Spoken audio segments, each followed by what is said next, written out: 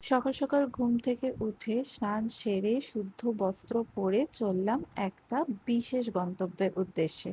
আবার আমার পুচকি সোনাও আজকে আমার সঙ্গে যাচ্ছে, তাও আবার বাবাইয়ের কোলে চেপে। দেখো কত মজা, হাসছে, এদিক ওদিক তাকাচ্ছে, গাড়ি চাপতেও ভীষণ ভালোবাসে। তখন ওর এই 4.5 কি 5 মাসের মতো বয়স, আর অল্প অল্প চোখ ফুটেছে, সমস্ত কিছু দেখতে শিখেছে, চিনতে শিখেছে, বেশ মজা পায়। বাইরে নিয়ে গেলেই ওর খুব আনন্দ, একদম এদিক ওদিক দেখতে দেখতে যায়।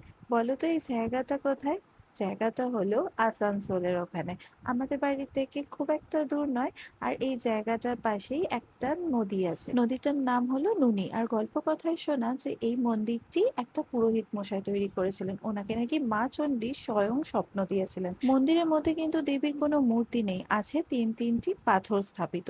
একটি হলেন মহাদেব নিজে, একটি মা চণ্ডী, আর একটি দেবী দুর্গা।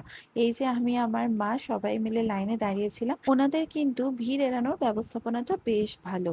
লাইন করে দাঁড় করানো হয়, খেপে খেপে এক লট মানুষদের ভেতরে ঢোকানো হয়, তাদের অঞ্জলি শেষ হওয়ার পরে ওনাদেরকে বার করে তারপরে নেক্সট লটের মানুষদেরকে ঢুকতে অ্যালাউ করা হয়। ঠাকুরের পুজো দেওয়ার ডালা আর সমস্ত সামগ্রী তোমরা একদম মন্দিরের আশেপাশে পেয়ে যাবে, প্রচুর ছোট ছোট স্টল আছে, সেখান থেকেই কিনে নিতে পারো। এছাড়া মন্দিরের বাইরে বেশ অনেকটা ফাঁকা জায়গা আছে, সেখানে অনায়াসে তোমরা তোমাদের ফোর হুইলার পার্কিং করে তারপরে মন্দিরের উদ্দেশ্যে রওনা দিতে পারো। পুজো হয়ে যাওয়ার পরে আমরা ওখানে গাড়ি দাঁড়িয়ে একটা ছোট্ট পিকনিকও করেছিলাম, বাড়ি থেকে চপ মুড়ি শসা জিলিপিও নিয়ে গেছিলাম।